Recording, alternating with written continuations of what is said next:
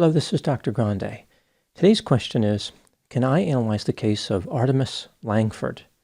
Just a reminder, I'm not diagnosing anybody in this video, only speculating about what could be happening in a situation like this. If you enjoyed this video, please like it, subscribe to my channel, and consider supporting me on Patreon. I'll put the link to Patreon in the description for this video. First, I'll look at the background of this case, move to the summary of the lawsuit, then offer my analysis. This case takes place at the University of Wyoming, Cheyenne. It involves a transgender woman named Artemis Langford, who uses the pronouns she and her. She claims that she has been diagnosed with autism spectrum disorder. Artemis graduated from high school in 2020 and attended Western Washington University. She then enrolled at the University of Wyoming. In September of 2022, Artemis was permitted to join the Kappa Kappa Gamma sorority. The presence and behavior of Artemis in the sorority upset some of the other members. In March of 2023, 7 members filed a lawsuit against the sorority. 1 dropped out, and 6 refiled the lawsuit in April 2023. Essentially, the sorority sisters wanted Artemis to be removed from the sorority due to the fact that she was a biological male, and the organization only accepted biological females. Here is a summary of the 281-page lawsuit. Much of this is paraphrased, and I have changed the order of some of the items. The sorority that the plaintiffs belong to is actually called the Kappa Kappa Gamma Fraternity, because it predates the use of the word sorority by 30 years. The sorority was founded in 1870. It is one of the oldest and largest sororities. The bylaws of the sorority limit membership to women only.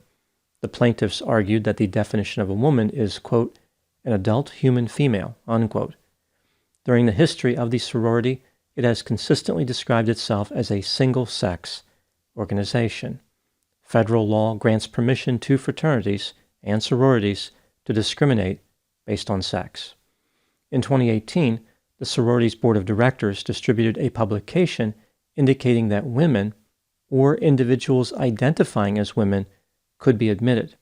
The plaintiffs were not happy about this, believing it disregarded biology as well as the sorority's history, purpose, mission, and bylaws. The terms gender and sex were normally conceptualized as meaning the same thing, but the board of directors viewed gender as a broader construct than sex, one that includes identity. The plaintiffs argued that, quote, an adult human male does not become a woman just because he tells others that he has a female gender identity and behaves in what he believes to be stereotypically female behavior, unquote. Artemis Langford was, quote, conflating the experience of being a woman with the experience of men engaging in behavior generally associated with women, unquote. The lawsuit asserted that the phrase, quote, trans women are women, unquote, is a political slogan not supported by social science or medical research. The board of directors betrayed the central purpose of the sorority by allowing Artemis Langford to join.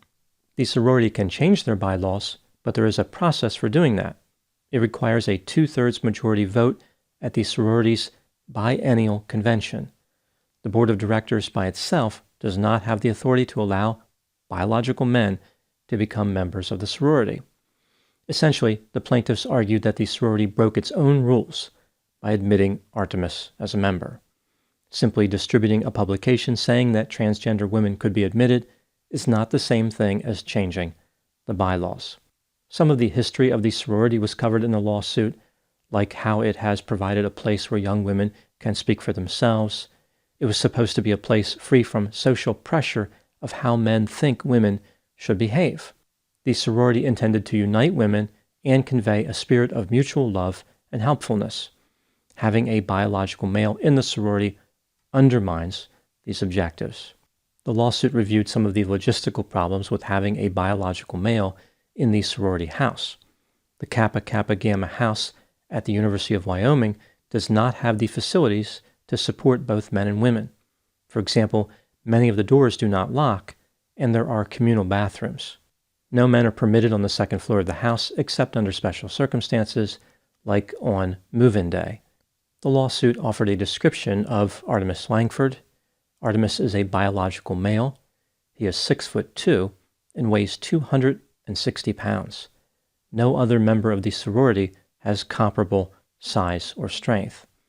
Artemis identifies as a transgender woman, but her behavior does not reflect a man living as a woman. Artemis was involved in a motor vehicle collision in January 2023. She presented her Washington State driver's license to a police officer. The license stated that Artemis was a male, even though under Washington State law, she could have selected female. In the spring of 2023, Artemis lived in a dormitory but spent time at the sorority house. So she was not actually a resident of the Kappa Kappa Gamma house, but would spend time there. The lawsuit made several allegations against Artemis. Here are a few of them. Artemis often wore baggy pants and only occasionally put on women's clothing. She only made a marginal effort to resemble a woman. For example, 5 o'clock shadow was observed on her face. When Artemis would get into a disagreement with another person, she would claim the other person disagreed with her because she was transgender. Artemis would then state that disagreeing with her was an act of discrimination. She tried to use her transgender identity to threaten others with discipline, especially those who did not support her membership in the sorority. Artemis would sit for hours on a couch in the second floor of the common area of the sorority house. She did not study. She did not speak to the residents. Artemis did not have a meeting with somebody there. She stared at women as they walked around. During one instance, a woman who was walking down the hall to take a shower felt an unsettling presence, turned around, and saw Artemis watching her silently. The lawsuit asserts that Artemis was sexually attracted to women, and it was clearly visible through her pants that a soldier was standing at attention, so to speak. Sometimes Artemis would put a pillow in her lap, presumably to provide the soldier cover. Artemis repeatedly asked one of the plaintiffs about her romantic attachments. Artemis has talked to people about her desire to be near cadavers and to touch dead bodies. During a slumber party at the sorority house, Artemis repeatedly questioned women about birth control, what their genitalia looked like, breast cup size, and whether they were considering breast reductions. She talked about kissing a girl and mentioned her virginity. When the party was over and everyone was trying to sleep, Artemis stayed in the corner and loudly sang the song, "God Rest Ye Merry Gentlemen." On other occasions, while spending time in the house, Artemis would take photographs with her cell phone without the knowledge or consent of the people being photographed. Sometimes she was trying to take the photographs covertly. When concerns about the alleged behavior of Artemis were brought to the sorority officials, they were dismissive and told members that if they were uncomfortable or concerned about their safety, they should quit the sorority. They were also told that they should just avoid using the same bathroom, and since Artemis identified as a woman, they should have no reason to feel uncomfortable. Members of the sorority did not feel comfortable with Artemis and did not want to live in the sorority house. If enough members do not sign up to live in the sorority house, the chapter will become financially unsustainable. The presence of Artemis in the house could destroy the sorority chapter. The lawsuit implied that the voting process through which Artemis was admitted into the sorority was flawed and manipulated. Members were pressured to vote in favor of her admission under the threat of being called transphobic. Artemis may have been admitted even though she was not qualified in other ways which have nothing to do with gender or sex. For example, applicants must have at least a 2.7 grade point average. For the fall 2022 semester, Artemis had a 1.9 GPA. The object of the lawsuit was to declare the sorority membership of Artemis Langford as void, but it was not successful. In late August 2023, a district court judge ruled against the sorority sisters. The judge indicated that the bylaws of the sorority did not define the term woman. He said that he would not invade the sorority's right to make and interpret its own rules. Now moving to my analysis. Here are my thoughts on a few areas that stood out to me in this case. Item number 1. Attorneys for Artemis Langford denied the allegations against her, including the accusation that she was aroused when watching the sorority sisters. They argued that the allegations should not have been contained in the lawsuit. The court agreed. The judge indicated that the alleged behavior was irrelevant. I think with this particular statement, the judge was correct. The issue was really about the bylaws of the sorority and whether or not a biological male was permitted to join. The case was not about the behavior of Artemis. Anyone can misbehave in a sorority. This is not something that only a biological male could do. Furthermore, there are other mechanisms available to discipline a member who is disruptive, inappropriate, or otherwise breaks the rules. Even though the allegations may be irrelevant to this lawsuit, they do speak to a larger potential problem, which brings me to item number 2. The lawsuit makes Artemis look like a creepy individual and implies that she may not be sincere with her gender identity. Another possibility is that her gender identity is sincere, but Artemis is taking advantage of it to gain satisfaction. Here is a theory which can be inferred from the statements contained in the lawsuit. Artemis is physically unattractive, so perhaps her prospects for romantic interactions are limited. She decided to join a sorority to have an opportunity to be around young women in a personal and intimate setting. This bypassed all the traditional restrictions typically seen in social situations. Artemis was given a ticket into a secret world that she normally could not have accessed. This was exciting for Artemis. She did not know how to react. She could not contain her curiosity.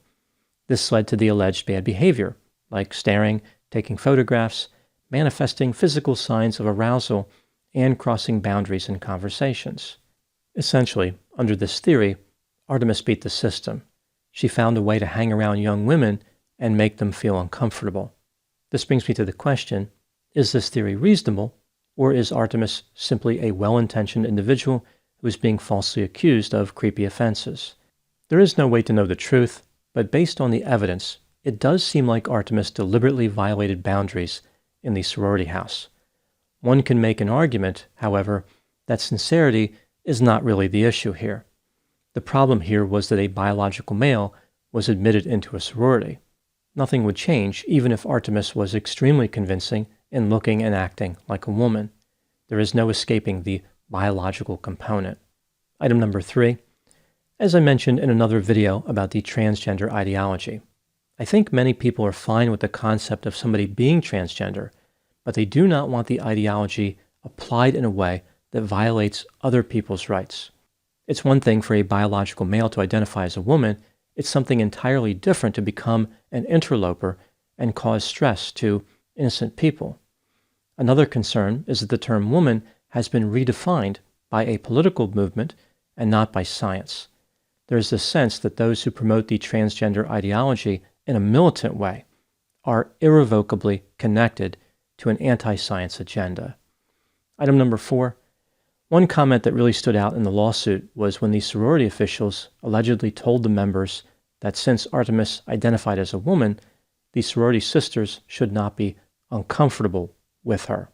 If this allegation is true, it demonstrates arrogance, a lack of insight, and a lack of empathy on the part of the officials.